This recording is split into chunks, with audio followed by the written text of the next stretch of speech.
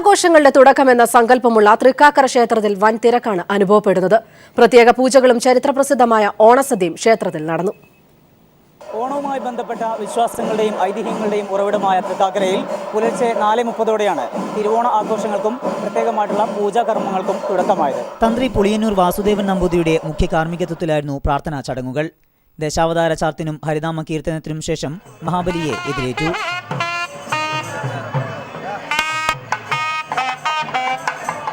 തുടർന്ന് മഹാവിഷ്ണുവിന്റെ വാമനമൂർത്തി പ്രതിഷ്ഠയേന്തിയുള്ള ശ്രീബലി.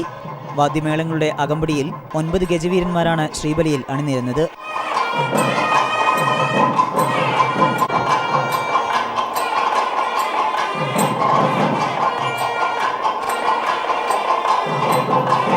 പിന്നീട് മതമൈത്രിയുടെ സന്ദേശവുമായി നടന്ന തിരുവോണ സദ്യയിൽ ജാതിമത ഭേദമന്യേ 10,000-ൽ-അധികം പേർ പങ്കെടുത്തു. പ്രാർത്ഥനയ്ക്കും ആഘോഷത്തിൽ പങ്കുചേരാനും സ്വദേശികളും വിദേശികളുമായി നിരവധി പേരാണ് ക്ഷേത്രത്തിൽ എത്തിയിരുന്നത്. അത്തം 1-ന് തുടക്കമായ ആഘോഷങ്ങൾക്ക് തിരുവോണ ദിനമായ ഇന്ന് സമാപനമാകും. ഒരുമയുടെയും സമ്പൽ സമൃദ്ധിയുടെയും നാളുകൾ ആശംസിച്ചുകൊണ്ട് തൃക്കാക്കര ക്ഷേത്രത്തിൽ നിന്ന് രാജു വർഗീസിനൊപ്പം സമീർ വഴങ്ങോട്. ഓണം വാരാഘോഷത്തിന് തിരിതെളിഞ്ഞതോടെ തലസ്ഥാന നഗരിയിലെങ്ങും ഉത്സവ ലഹരിയാണ്. നാടൻ പാട്ടും ഫ്യൂഷൻ സംഗീതവും നൃത്തസംഗീത നാട്യങ്ങളും നിറഞ്ഞ 30ഓളം വേദികളാണ് ആസ്വാദകർക്ക് ഓണവിരുന്നൊരുക്കുന്നത്. ഓണം വാരാഘോഷത്തിന് തുടക്കമായതോടെ തലസ്ഥാന നഗരി വൈദ്യുത ദീപങ്ങളുടെ മനോഹാരിതയിൽ കുളിച്ചു നിൽക്കുകയാണ്. ഓണം ആഘോഷിക്കാൻ കുടുംബസമേതം തലസ്ഥാനത്തെത്തുന്നവർക്ക് എങ്ങും വിസ്മയക്കാഴ്ച ഒരുക്കിയിട്ടുണ്ട്. നാടൻപാട്ടും ഫ്യൂഷൻ സംഗീതവും കേരളത്തിന്റെ തനത് കലാരൂപങ്ങളുടെ രംഗാവിഷ്കാരവുമായി വേദികൾ പലതാണ്. മലയാള ചലച്ചിത്ര പിന്നണി ഗായകരുടെ സംഗീത വിരുന്ന് മറ്റു വേദികളിൽ ആസ്വാദന കാഴ്ച സമ്മാനിക്കുന്നു. നഗരത്തിനകത്തും പുറത്തുമായി 30-ലധികം വേദികളിലായാണ് നൃത്ത സംഗീത നാട്യങ്ങളും അരങ്ങേറുന്നത്. ഓണാഘോഷം കാണാനെത്തുന്നവരുടെ തിരക്ക് ഇനിയുള്ള ദിവസങ്ങളിൽ വർദ്ധിക്കും. നിയമസഭ, സെക്രട്ടേറിയറ്റ്, കോർപ്പറേഷൻ എന്നിവയൊക്കെ ദീപപ്രഭയിലാണ്. കലാപരിപാടികൾക്ക് പുറമെ കുട്ടികൾക്കുള്ള അമ്യൂസ്മെന്റ് പാർക്കുകളും പലയിടങ്ങളിലും സജ്ജമാക്കിയിട്ടുണ്ട്. 18-ന് നടക്കുന്ന വർണ്ണശബളമായ സാംസ്കാരിക ഘോഷയാത്രയോടെയായിരിക്കും ഓണാഘോഷത്തിന് തിരശീല വീഴുക. Sunil Arumanu, news bureau, Thiruvananthapuram. Gulf നാടുകളിലും പ്രവാസി മലയാളികൾ കെങ്കേമമായി ഓണം ആഘോഷിച്ചു. പൂക്കളമിട്ടും സദ്യ ഒരുക്കിയുമായിരുന്നു പ്രവാസി മലയാളികളുടെ ഓണാഘോഷം.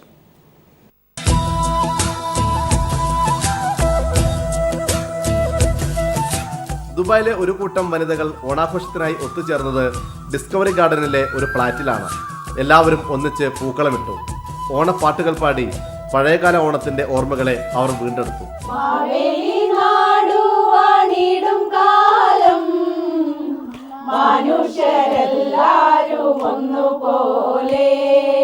തിരക്കിട്ട പ്രവാസ ജീവിതത്തിനിടയിൽ നഷ്ടമാകുന്ന ആഘോഷങ്ങളെ തിരിച്ചു പിടിക്കുകയാണ് ഇവർ.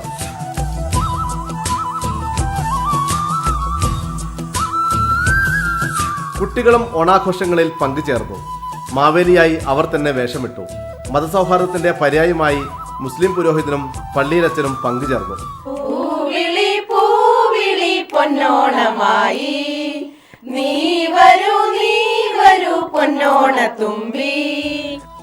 പ്രവാസി മലയാളികൾക്ക് ഓണമെന്നാൽ ഗൃഹാതുരത്വമുണർത്തുന്ന ഒരു ആഘോഷമാണ്.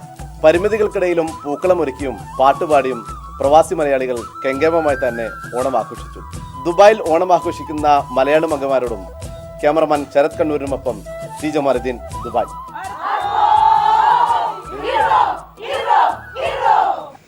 കേരളത്തിൽ ഓണം പ്രമാണിച്ചുള്ള മദ്യവിൽപ്പനയിൽ റെക്കോർഡ്. ഇതിന്റെ കൂടുതൽ വിവരങ്ങളുമായി ഷീജ ചേരുന്നു. ഷീജ, എന്തൊക്കെയാണ് മറ്റു വിവരങ്ങൾ? മറിയ, സംസ്ഥാനത്തെ ഓണക്കാലത്തെ മദ്യവിൽപ്പനയിൽ ഈ വർഷം വൻ വർധനവാണ് ഉണ്ടായിരിക്കുന്നത്. കഴിഞ്ഞ വർഷത്തേക്കാൾ 16% അധികം മദ്യമാണ് ഇത്തവണ വിറ്റിരിക്കുന്നത്. ഇതിൽ 8 ദിവസത്തെ ഓണക്കാലത്തിനോടനുബന്ധിച്ചുള്ള 8 ദിവസത്തെ കണക്കെടുക്കുകയാണെങ്കിൽ 410 കോടി രൂപയുടെ മദ്യമാണ് സംസ്ഥാനത്ത് വിറ്റിരിക്കുന്നത്. കഴിഞ്ഞ 8 ദിവസത്തെ കണക്ക് പ്രകാരമാണിത്. ഈ 13 വരെ, ഉത്രാട ദിവസം വരെയുള്ള, ഇന്നലെ വരെയുള്ള കണക്ക് പ്രകാരമാണ് ഇത്തരത്തിൽ സംസ്ഥാനത്ത് മദ്യവിൽപ്പനയിൽ 16% വർധനവ് ഈ വർഷം ഉണ്ടായിരിക്കുന്നത്. എന്നാൽ ഇന്നലത്തെ മാത്രം ഉത്രാട ദിവസത്തെ കണക്ക് മാത്രം എടുക്കുകയാണെങ്കിൽ 1% കുറവ് അവിടെ ഉണ്ടായിട്ടുണ്ട്. പകരം ആകെ 8 ദിവസത്തെ കണക്ക് ആകെ എടുക്കുമ്പോൾ 16% വർധനവാണ് ഉണ്ടായിരിക്കുന്നത്. ഇരിഞ്ഞാലക്കുടയിലാണ് ഏറ്റവും കൂടുതൽ മദ്യം വിറ്റിട്ടുള്ളത്. 53.85 കോടി രൂപയുടെ മദ്യമാണ് ഇരിഞ്ഞാലക്കുടയിൽ വിറ്റിരിക്കുന്നത്. ഈ മാസത്തെ 13 വരെയുള്ള 1 മുതൽ 13 വരെയുള്ള കണക്ക് പ്രകാരമാണെങ്കിൽ 532.34 കോടി രൂപയുടെ മദ്യവുമാണ് ഇത്തവണ വിറ്റിരിക്കുന്നത്. ഷീജയാണ് തിരുവനന്തപുരത്ത് നിന്ന് വിവരങ്ങൾ നൽകിയത്. തെക്കൻ കേരളത്തിൽ ഓണസദ്യ പച്ചക്കറിയുടേതെങ്കിൽ വടക്കൻ കേരളത്തിൽ നോൺ വെജിറ്റേറിയൻ ഓണമാണ്. പച്ചക്കറി വിഭവങ്ങൾക്കൊപ്പം ചിക്കനും മട്ടനും മത്സ്യവും ഒക്കെയാകും ഓണനാളിലെ വടക്കൻ കേരളത്തിലെ സ്പെഷ്യൽ വിഭവങ്ങൾ. മലബാറിലെ വീടുകളിൽ നോൺ വെജ് ഇല്ലാതെ ഓണമില്ല. ഓണത്തലേന്നും അതിരാവിലെയും പച്ചക്കറി വിപണിയിൽ മാത്രമല്ല മലബാറിലെ മട്ടൺ ചിക്കൻ സ്റ്റാളുകളിലും മത്സ്യ മാർക്കറ്റുകളിലും വൻ തിരക്കായിരിക്കും. മലബാറുകാരുടെ ഓണം അതാണ്. ഓലൻ, തോരൻ, പുളിങ്കറി, പപ്പടം, പഴം ഒക്കെയായി ഒരു കൂട്ടം പച്ചക്കറി വിഭവങ്ങൾക്കൊപ്പം അയക്കൂറയും അയലയും കൊഞ്ചും കോഴിയിറച്ചിയും ആട്ടിറച്ചിയും ഇവയിലേതെങ്കിലും ഒന്നില്ലെങ്കിൽ മലബാറുകാർക്ക് പിന്നെന്തോണം.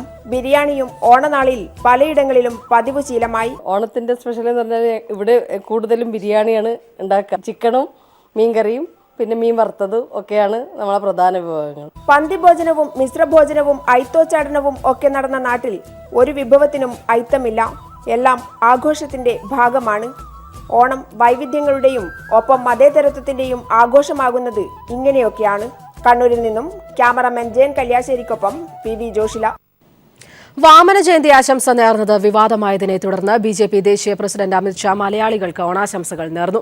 ഫേസ്ബുക്കിലൂടെയാണ് അമിത്ഷാ ഓണാശംസകൾ നേർന്നത്. അതേസമയം മഹാബലിയുടെ ചിത്രം ഒഴിവാക്കിയാണ് ആശംസകൾ നേർന്നിരിക്കുന്നത്.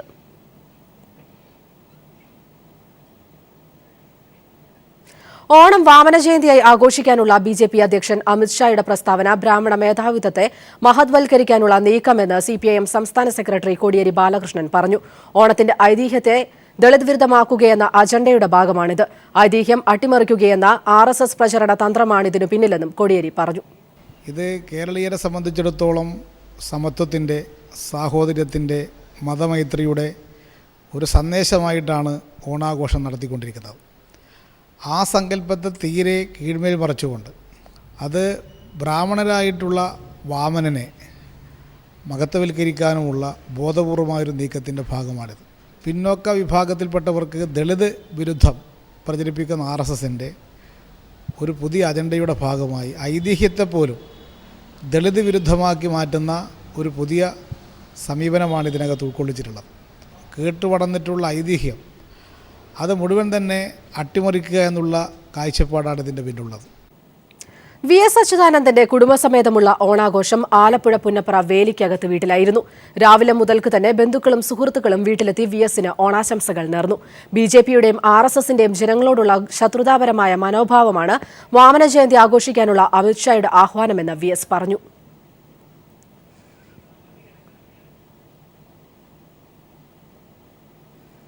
സൗമ്യ വധക്കേസിൽ സുപ്രീം കോടതി നാളെ വിധി പറയും. രാവിലെ 10:30 ജസ്റ്റിസ് രഞ്ജൻ ഗൊഗോയ് അധ്യക്ഷനായ ബെഞ്ചാണ് വിധി പറയുക. ഇതിന്റെ കൂടുതൽ വിവരങ്ങളുമായി മനുശങ്കർ ചേരുന്നു. മനു, കഴിഞ്ഞ ദിവസം സുപ്രീം കോടതിയുടെ ഒരു പരാമർശം തന്നെയുണ്ടായിരുന്നു. സൗമ്യയെ കൊലപ്പെടുത്തിയത് ഗോവിന്ദചാമി തന്നെയാണ് എന്നതിനുള്ള തെളിവുകൾ എവിടെയെന്ന് പ്രോസിക്യൂഷനോട് ചോദിക്കുന്നുണ്ടായിരുന്നു. ഈ ഒരു സാഹചര്യത്തിൽ കൂടിയാണ് നാളെ സുപ്രീം കോടതി വിധി പറയുക. എന്തൊക്കെയാണ് മറ്റു വിവരങ്ങൾ? മറിയ, നാളെ രാവിലെ 10:30 കൂടിയാണ് സുപ്രീം കോടതി വിധി പറയുക. ജസ്റ്റിസ് രഞ്ജൻ ഗൊഗോയ് അധ്യക്ഷനായ ബെഞ്ചാണ് നിലവിൽ ഈ ഹർജി പരിഗണിക്കുന്നത്. നിലവിൽ സൗമ്യ വധക്കേസുമായി ബന്ധപ്പെട്ട് കീഴ്ക്കോടതികളിലെ ശരിവച്ച ശിക്ഷയും മറ്റും കാലാവധി കുറച്ചു നൽകണമെന്നും ഇതിൽ ഇളവ് വരുത്തണമെന്നും ആവശ്യപ്പെട്ടുകൊണ്ട് ഗോവിന്ദസ്വാമി തന്നെ നൽകിയ ഹർജി പരിഗണിച്ചുകൊണ്ടാകും സുപ്രീം കോടതി വിധി പറയുക. കഴിഞ്ഞ ദിവസം ഈ ഹർജി പരിഗണിക്കവേ ചില സുപ്രധാന പരാമർശങ്ങൾ കോടതി തന്നെ ചൂണ്ടിക്കാട്ടിയിരുന്നു. ഇതിൽ പ്രോസിക്യൂഷൻ തന്നെ മുന്നോട്ട് വച്ച വാദങ്ങൾ അംഗീകരിച്ചുകൊണ്ട് കോടതിക്ക് വിധി പറയാനാവുക. നിലവിൽ ഈ സൗമ്യയെ ഈ പ്രതി കൊന്നതാണ് എന്നത് സംബന്ധിച്ചുള്ള തെളിവുകൾ ശരിവെക്കുന്ന രീതിയിലുള്ള കാര്യങ്ങളൊന്നും തെളിയിക്കാൻ പ്രോസിക്യൂഷന് സാധിക്കുന്നില്ല എന്ന് സുപ്രീം കോടതി തന്നെ പരാമർശിക്കുകയും ചെയ്തിരുന്നു. ഈ ഒരു സാഹചര്യത്തിൽ കൂടിയാണ് നാളെ ഇക്കാര്യത്തിൽ അന്തിമ വിധി സുപ്രീം കോടതി പറയുക. ഇതിൽ എന്ത് വിധി ഉണ്ടാകും എന്നത് സംബന്ധിച്ചുള്ള കാര്യങ്ങളാണ് നിയമവിദഗ്ധരടക്കം ഉറ്റുനോക്കുന്നത്. നാളെ രാവിലെ 10:30 സുപ്രീം കോടതി ജസ്റ്റിസ് രഞ്ജൻ ഗൊഗോയ് അധ്യക്ഷനായ ബെഞ്ച് അന്തിമ വിധി പുറപ്പെടുവിക്കും. മറിയ. AK ആന്റണി പ്രതിരോധ മന്ത്രിയായിരുന്ന കാലത്തെ എംബ്രായർ ജെറ്റ് വിമാന ഇടപാടിൽ CBI അന്വേഷണത്തിന് ഒരുങ്ങി കേന്ദ്ര സർക്കാർ. ബ്രസീലിയൻ കമ്പനിയുമായുള്ള ഇടപാടിൽ അഴിമതി നടന്നിട്ടുണ്ടെന്ന വെളിപ്പെടുത്തലിൽ പ്രാഥമിക അന്വേഷണം നടത്തണമെന്നാവശ്യപ്പെട്ട് പ്രതിരോധ മന്ത്രാലയം CBIക്ക് കത്തയച്ചു. 2008 UPA സർക്കാരിന്റെ കാലത്ത് ഒപ്പിട്ട കരാറിൽ വൻ അഴിമതി നടന്നെന്ന വെളിപ്പെടുത്തലിന്റെ അന്വേഷണ സാധ്യതകൾ പരിശോധിക്കാനാണ് പ്രതിരോധ മന്ത്രാലയം CBIയോട് ആവശ്യപ്പെട്ടത്. അഗസ്റ്റ വെസ്റ്റ്ലാൻഡ് ഹെലികോപ്റ്റർ ഇടപാടിന് പിന്നാലെ എംബ്രയർ ജെറ്റ് വിമാന ഇടപാടിലും CBI അന്വേഷണം നടത്താനാണ് കേന്ദ്ര സർക്കാർ തീരുമാനം. 2008 UPA സർക്കാരിന്റെ കാലത്തായിരുന്നു ബ്രസീലിയൻ കമ്പനിയായ എംബ്രയാറിൽ നിന്ന് ഇന്ത്യ 3 ജെറ്റ് വിമാനങ്ങൾ വാങ്ങാൻ കരാർ ഒപ്പിട്ടത്. $208 മില്യൺ കരാർ. ഈ കരാറിൽ വൻ അഴിമതി നടന്നിട്ടുണ്ടെന്ന വെളിപ്പെടുത്തലിൽ പ്രാഥമിക അന്വേഷണം നടത്താനാണ് പ്രതിരോധ വിഭാഗമായ DRDO CBIയോട് ആവശ്യപ്പെട്ടത്. മുൻ പ്രതിരോധ മന്ത്രി AK ആന്റണിയുടെ കാലത്ത് $208 മില്യൺ 3 ജെറ്റ് വിമാനങ്ങൾ വാങ്ങാൻ കരാർ ഒപ്പിട്ടത്.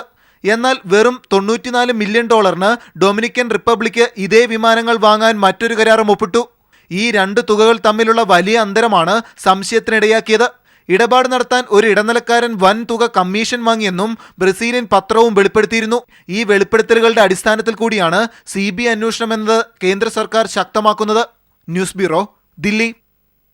തെരുവ് നായ്ക്കൾ മനുഷ്യർക്ക് ഭീഷണിയാകരുതെന്ന് സുപ്രീം കോടതി. തെരുവ് നായ്ക്കളോടുള്ള അനുകമ്പയാകാം, എന്നാൽ അത് മനുഷ്യന്റെ ജീവന് ഭീഷണിയാകരുതെന്നും ജസ്റ്റിസ് ദീപക് മിശ്ര അധ്യക്ഷനായ ബെഞ്ച് ചൂണ്ടിക്കാട്ടി. തെരുവ് നായ്ക്കളെ കൊല്ലുന്നതിനെതിരെ മൃഗസ്നേഹി സംഘടന നൽകിയ ഹർജി പരിഗണിക്കവെയായിരുന്നു സുപ്രീം കോടതിയുടെ പരാമർശം. തെരുവ് നായ്ക്കളെ കൊല്ലുന്നതിനുള്ള നടപടിക്രമങ്ങൾ അടങ്ങിയ report animal welfare board supreme കോടതിയിൽ സമർപ്പിച്ചു. ഇക്കാര്യത്തിൽ അടുത്ത മാസം 4-ന് വാദം കേൾക്കും. ബംഗളൂരുവിൽ കുടുങ്ങിക്കിടന്ന മലയാളികളെയും വഹിച്ചുള്ള ആദ്യ സ്പെഷ്യൽ ട്രെയിൻ കേരളത്തിലെത്തി. രാത്രി 10 മണിയോടെയാണ് ട്രെയിൻ പാലക്കാട് സ്റ്റേഷനിൽ എത്തിയത്. മുഖ്യമന്ത്രിയുടെ അഭ്യർത്ഥനയെ തുടർന്നാണ് സ്പെഷ്യൽ ട്രെയിൻ ഓടിക്കാൻ റെയിൽവേ തീരുമാനിച്ചത്. പ്രതീക്ഷിച്ച സമയത്ത് നാട്ടിലെത്താൻ കഴിഞ്ഞില്ലെങ്കിലും തിരുവോണത്തിന് വീട്ടിലെത്തിയതിന്റെ സന്തോഷത്തിലായിരുന്നു ബംഗളൂരുവിൽ നിന്നെത്തിയവർ. ചൊവ്വാഴ്ച രാവിലെ 11:30 പുറപ്പെട്ട തിരുവനന്തപുരത്തേക്കുള്ള സ്പെഷ്യൽ ട്രെയിൻ രാത്രി 10 മണിയോടെയാണ് പാലക്കാട് ഒലവക്കോട് സ്റ്റേഷനിലെത്തിയത്. രാവിലെ ഇന്നലെ രാത്രി മുതൽ ഭക്ഷണത്തിന് കുറച്ച് ബുദ്ധിമുട്ടുണ്ടായിരുന്നു. പിന്നെ യാത്ര ചെയ്യാൻ വേണ്ടി രാവിലെ കുറച്ച് തിരക്കായിരുന്നു. പിന്നെ ഓല ക്യാബ് ഉണ്ടായതുകൊണ്ട് രക്ഷപ്പെട്ടു. അതെ, ടിക്കറ്റ് ബുക്ക് ഉണ്ടായിരുന്നു. അത് ക്യാൻസൽ ചെയ്തപ്പോൾ ഈ സ്പെഷ്യൽ ട്രെയിനുള്ളതായിരുന്നു. അതുപോലെ പാലക്കാട് തന്നെയായിരുന്നു. ഒലവക്കോട് സ്റ്റേഷനിലെത്തിയ യാത്രക്കാർക്ക് കോഴിക്കോട് വരെ എത്താൻ 2 KSRTC ബസ്സും ഏർപ്പെടുത്തി. ഷൊർണൂരിലെത്തിയ യാത്രക്കാർക്കായി ഷൊർണൂർ കണ്ണൂർ സ്പെഷ്യൽ ട്രെയിനും റെയിൽവേ ഒരുക്കിയിരുന്നു. മുഖ്യമന്ത്രി പിണറായി വിജയന്റെ അഭ്യർത്ഥനയെ തുടർന്നാണ് സ്പെഷ്യൽ ട്രെയിൻ ഓടിക്കാൻ റെയിൽവേ തീരുമാനിച്ചത്. മലയാളികൾക്ക് സഹായമെത്തിക്കാൻ ഗതാഗത സെക്രട്ടറി KR ജ്യോതിലാലും ബംഗളൂരുവിൽ എത്തിയിരുന്നു. രണ്ടാമത്തെ സ്പെഷ്യൽ ട്രെയിൻ കണ്ണൂർക്കാണ് റെയിൽവേ ഏർപ്പെടുത്തിയത്. News bureau, Palakkad.